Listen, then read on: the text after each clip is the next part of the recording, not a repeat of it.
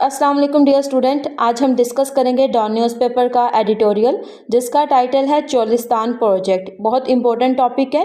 Basically हमने बात करनी है वाटर मिसमैनेजमेंट के हवाले से, green Pakistan initiative, national security के हवाले से, और इस तरह के मल्टीपल टॉपिक जो हैं इसमें बनते हैं। मैं आपको लेक्चर के एंड पे बताऊंगी कि इसमें से किस तरह के क्वेश्चन बन सकते हैं और आपने उसमें से डाटा किस तरह पुट करना है। इस तरह आपको पता चल जाएगा कि डॉन न्यूज़पेपर का डाटा हम खास तौर पे जो कॉम्पिटिटिव एग्जाम की तैयारी कर रहे होते हैं उन्होंने डाटा किस तरह इस्तेमाल करना होता है।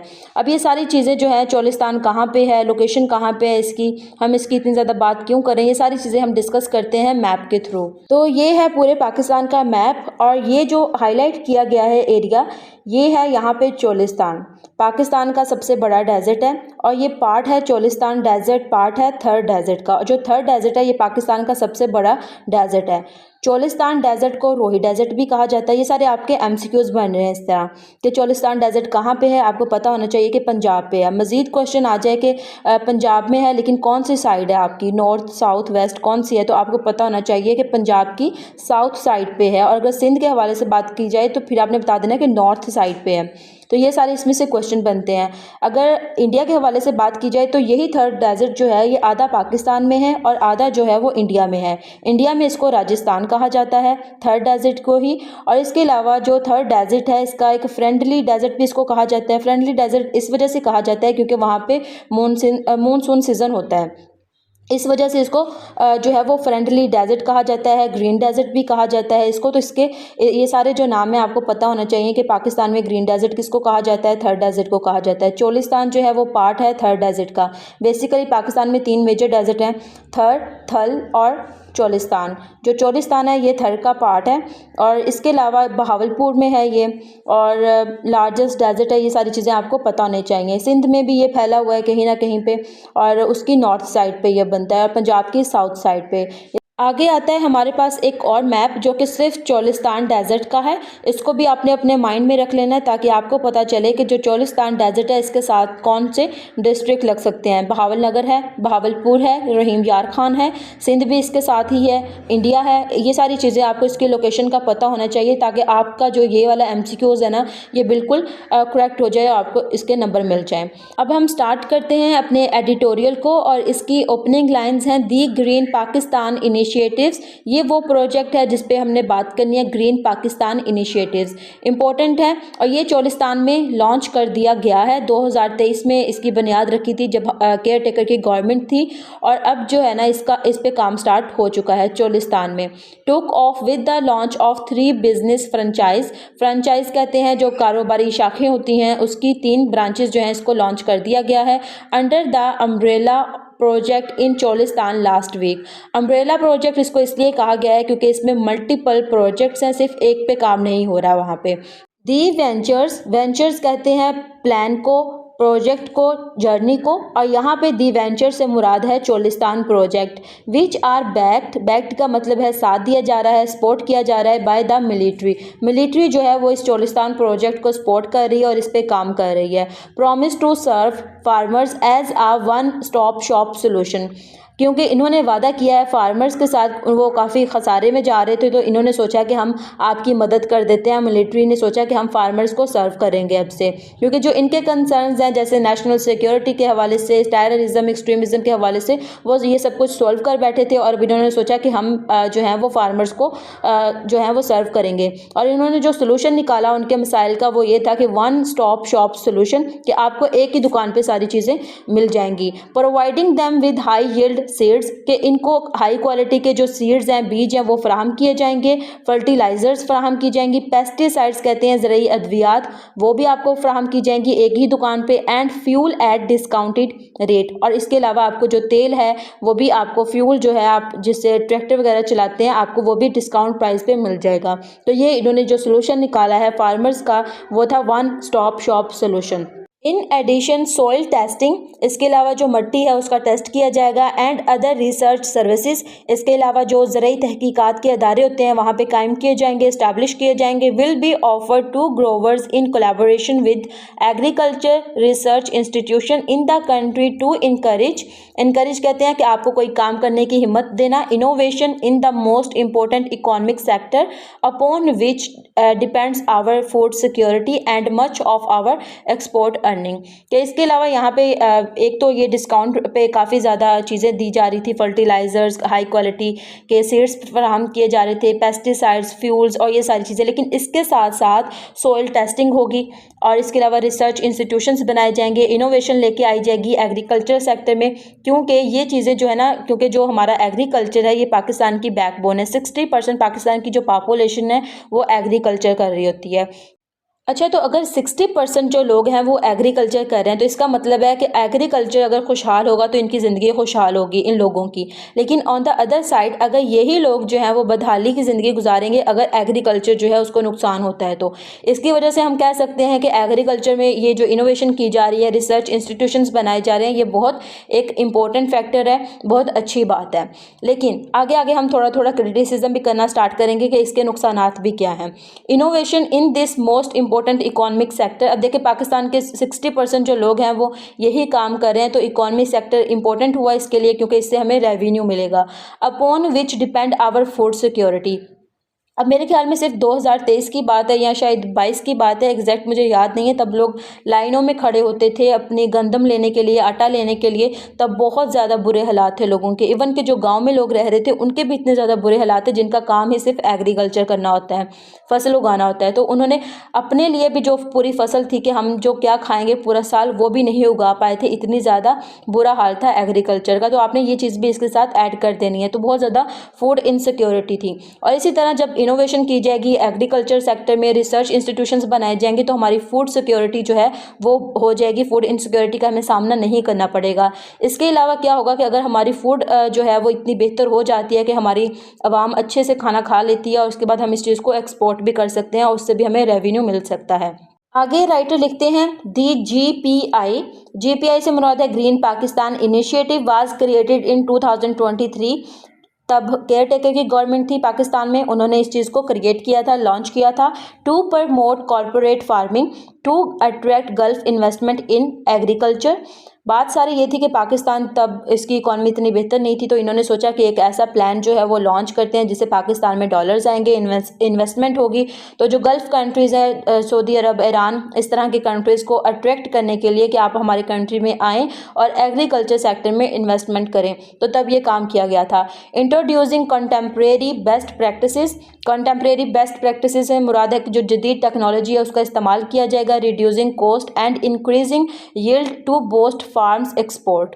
कि इसके अलावा क्या किया जाएगा कि जो हमारी पैदावार है उसको बढ़ा दिया जाएगा, जैसे हमने ऊपर बात की कि उनको जो ये टेक्नोलॉजी है ना उसको कम रेट पे फराहम की जाएगी। फिर फार्मर्स जो अकेले हैं ना वो इतना ज़्यादा उसको इनपुट नहीं देंगे, उनका अकेला इतना ज़्यादा नुकसान नहीं होगा, बल्कि वो सारी जो चीज़ें होंगी, अच्छी क्वालिटी के बीज, वो सारे डिस्काउंट प्राइस पे उनको गवर्नमेंट फराहम करेगी।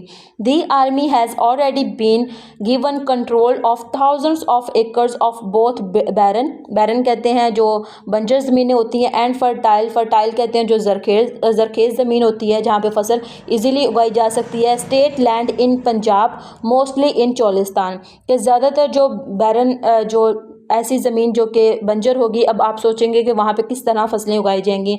अब यहीं से ही वाटर डिस्प्यूट का हमने पढ़ना है कि जब इनको पानी दिया जाएगा ताकि इनको भी ज़रखेज़ बना दिया जाए, तो तब जो सिंध वाले हैं वो प्रोटेस्ट करेंगे कि ये हमारे हक़ का पानी है और ये पंजाब को दिया जा रहा है। While the businesses services mentioned have ostensibly कहते हैं बाज़ाहिर होने को, been introduced for farmers of all size and are likely to be extended to other parts of the provinces later, but large corporates farmers spread over at least 5 acres will likely benefit from most of these facilities due to the cost and area under coverage.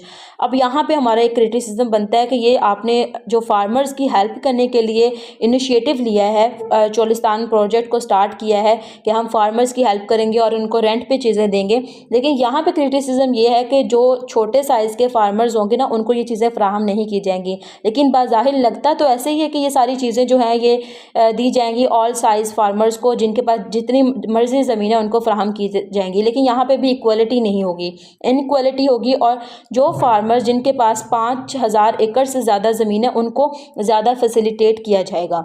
With the expansion of business services, the benefit may also trickle down. Trickle down का मतलब है कि आस्ता आस्ता कम हो जाएगा, ख़त्म हो जाएगा to large family based growers.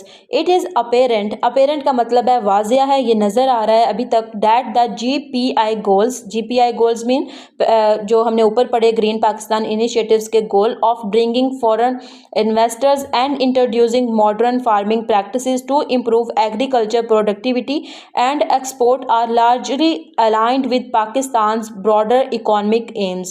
और ये वाला जो है ना ये भी इसका फ़ायदा है कि जो GPI गोल्स है ना ये यही है कि एक तो हम फॉरेन इन्वेस्टर्स को अट्रैक्ट करेंगे, मॉडर्न टेक्नोलॉजी लेके आएंगे फार्मर्स के लिए, बेस्ट प्रैक्टिस करेंगे उनके लिए, और इसके अलावा जो इम्प्रूव करेंगे एग्रीकल्चर प्रोडक्टिविटी को, जब उनको अच्छा बीज फ्राहम किया जाएगा, अच्छी टेक्नोलॉजी फ्राहम की जाएगी, फर्टिलाइज़र्स और पेस्टिसाइड्स फ्राहम किए जाएंगे, तो खुद ब खुद एग्रीकल्चर प्रोडक्टिविटी इंक्रीज कर जाएगी। And export are largely aligned with Pakistan's broader economic aims, और जब एक्सपोर्ट की जाएगी तो इकॉनमी खुद ब खुद बेहतर हो जाएगी, पाकिस्तान में डॉलर्स आएंगे।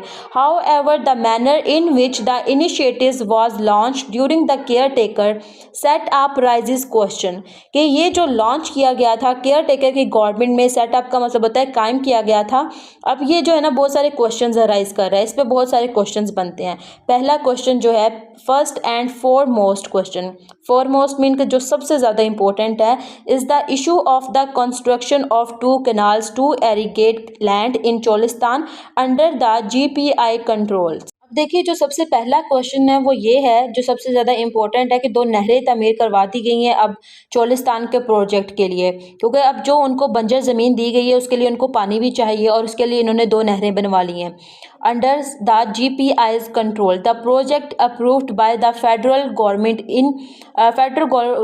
इन एग्रीमेंट, एग्रीमेंट कहते हैं माहिदे को, डील को, with Punjab has caused much anxiety in Sindh.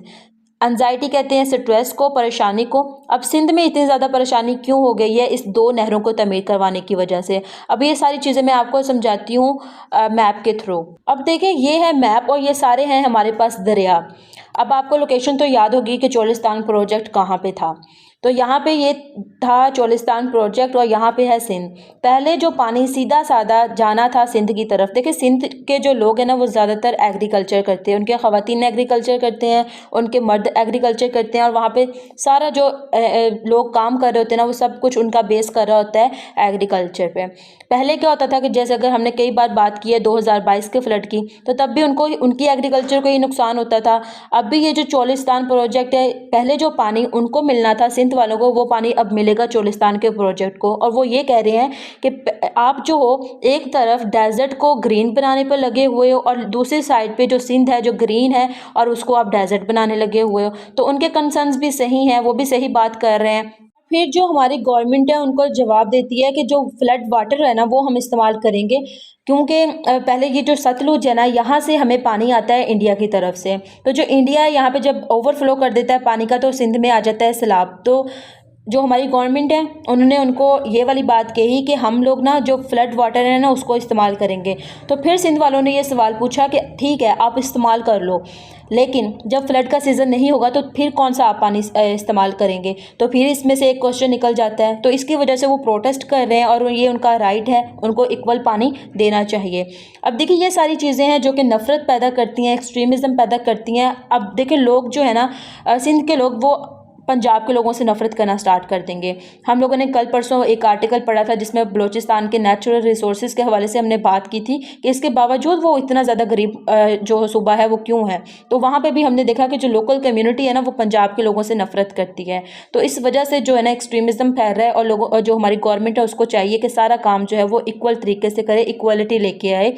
Both the Sindh government and farmers in the province are objecting means सवाल उठा रहे हैं strongly in the controversial plan, pointing out that the scheme was approved without discussion at the CCI से मुराद है Council of Common Interest for dubious reason mean के मशकूक वजूहात की बिना पे। तो ये जो है ना, ये अप्रूव भी नहीं करवाया गया था CCI से और फिर भी इसको इम्प्लीमेंट कर दिया गया है। Punjab's argument that these canals, ये जो नहरें हैं, विल बी फेड मीन के इसमें जो पानी आएगा ना विद फ्लड वाटर्स के, इसमें से जो फ्लड वाटर है ना इसका पानी हम इस्तेमाल करेंगे। From India controlled Sutlej does not have a leg to stand on. What happens during the years when there is no flood in the river. अब आगे वो सवाल उठाते हैं कि अगर फ्लड का पानी नहीं होगा दरियाओं में तो फिर आप कौन सा पानी इस्तेमाल करोगे। अभी तो आप हमें कह रहे हैं कि हम जो है वो फ्लड वाटर इस्तेमाल करेंगे। From where will the water come in floodless year. अब ज़रूरी तो नहीं कि हर साल फ्लड आए, और जब फ्लड लेस ईयर्स होंगे, जब कोई भी फ्लड नहीं आएगा, तो भी आप पानी कहाँ से इस्तेमाल करेंगे, इसका हमें जवाब दें। There is also the issue of the eviction कहते हैं बेदखल करने को, ऑफ द टेनेंट्स कहते हैं जो किराए के दुकानें होती हैं वहाँ पे उनको, from state land in Punjab in order to transfer those lands to the GPI। अब वहाँ पे जो लोग पहले से रह रहे थे उनको मजबूर किया जा रहा है कि आप यहाँ से बेदखल हो जाएं, जो लोग वहाँ पे किराए पे रह रहे थे, क्योंकि अब वो जो ज़मीनें हैं वो आ गई हैं GPI कंट्रोल उनके प्रोजेक्ट के अंडर। तो अब वो उनको फोर्स कर रहे हैं कि आप यहाँ से चले जाएं, और वो लोग जाना नहीं जा रहे। What kind of a development strategy और plan would seek to strip thousands of their livelihoods and ignore small holders. अब यहाँ पर राइटर बात करते हैं कि ये किस तरह की डेवलपमेंट है, ये किस तरह की स्ट्रेटजी और प्लान है जिसका मकसद जो है वो लोगों से उनका रोज़गार छीनना है।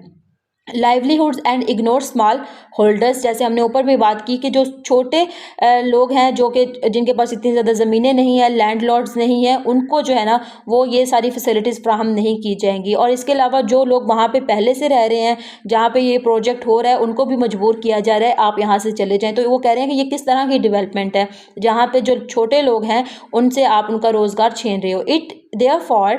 Therefore it advisable कि ये एक मशवरा दिया जा रहा है that the government and the security leadership transparently resolve these issue with all parties concerned before moving ahead with the plan। कि अब ये देखिए जैसे प्लान बना लिया गया ना CCI से मशवरा किया गया, जो सिंध गवर्नमेंट है वो अब सवाल उठा रही है, बनाया ये केयर टेकर की गवर्नमेंट में गया था, अब वाली जो गवर्नमेंट है मिलिट्री है, ये सारी चीज़ें बहुत कॉम्प्लिकेटेड हैं। अब इनको चाहिए कि ये ट्रांसपेरेंसी के साथ इस इशू को सॉल्व करें, सारी पार्टीज़ जो हैं इसके मुतालिक एक नया हल लेके आएँ। ऐसे काम नहीं चलेगा, फिर लोग प्रोटेस्ट करेंगे, फिर पॉलिटिकल इंस्टेबिलिटी आएगी। अब देखिए जब पॉलिटिकल इंस्टेबिलिटी आएगी तो लोग प्रोटेस्ट करेंगे, अपना काम नहीं करेंगे और इकॉनमी को नुकसान होगा, सड़कें वगैरह बंद हो जाएंगी, तो फिर हमारी इकॉनमी को नुकसान होगा। आपने इस तरह इसको लिंक कर देना है। अब हमने बात करनी है कि पेपर के पॉइंट ऑफ व्यू से ये किस तरह पूछे जा सकते हैं क्वेश्चन। पहला सबसे इंपॉर्टेंट इकॉनमी के हवाले से तो आपने बता देना कि ग्रीन पाकिस्तान इनिशिएटिव का आगाज़ कर दिया गया है, इससे हमारी इकॉनमी बहुत बेहतर होगी, हमें फ़ॉरेन इन्वेस्टमेंट मिलेगी। इस तरह के आपने जितने भी हमने इसके पॉजिटिव फैक्टर्स पढ़े हैं वो आपने इसमें ऐड कर देने हैं। दूसरा मोस्ट इंपॉर्टेंट क्वेश्चन एग्रीकल्चर के हवाले से, फूड इनसिक्योरिटी के हवाले से कि पाकिस्तान में एग्रीकल्चर को किस तरह बेहतर बनाया जा सकता है, तो भी आपने ये सारी चीज़ें लिख देनी है। जो भी हमने पढ़ी कि जो ग्रीन पाकिस्तान इनिशिएटिव है इसमें सारी चीज़ें प्रोवाइड की जा रही हैं, इनोवेशन लेके आई जाएगी, सोल टेस्टिंग होगी और जितने भी रिसर्च इंस्टीट्यूशंस हैं वो बनाए जाएंगे एग्रीकल्चर से रिलेटेड। तो हमारी जो फूड इनसिक्योरिटी है वो ख़त्म हो जाएगी और इसके अलावा हम एक्सपोर्ट भी करेंगे और हमारी इकॉनमी बेहतर हो जाएगी। ये सारी चीज़ें आपने पॉजिटिव फैक्टर में ऐड कर देनी है। अब हम बात कर रहे हैं वाटर डिस्प्यूट के पे कि इसके अलावा अगर हमें कोई क्वेश्चन आता है कि पाकिस्तान में जो वाटर है उसकी मिसमैनेजमेंट की जा रही है, तो आपने मैप को ड्रा करके सारी तफसील से ये सारी बातें बतानी है कि जो सिंध है उसमें पानी नहीं पहुंचाया जा रहा, उनका भी जो काम है वो एग्रीकल्चर से रिलेटेड है, लेकिन फिर उनके एग्रीकल्चर को नुकसान होगा। एक साइड पर हम डेजर्ट को ग्रीन बना रहे हैं लेकिन दूसरी साइड पर हम ग्रीन को डेजर्ट बनाने की कोशिश में लगे हुए हैं। तो ये जो है ना ये सारी इनइक्वालिटीज़ हैं, अगर सूबों के दरमियान में इनइक्वालिटीज़ होंगी तो फिर नफरत पैदा होगी। तो आपने इस तरह ये सारे डाटा को इस्तेमाल करना है। अब यहाँ पे हम अपने लेक्चर को एंड करते हैं। उम्मीद करती हूँ आपको अच्छे से समझ आई होगी। कल मिलते हैं एक नए एडिटोरियल के साथ। अल्लाह हाफिज़।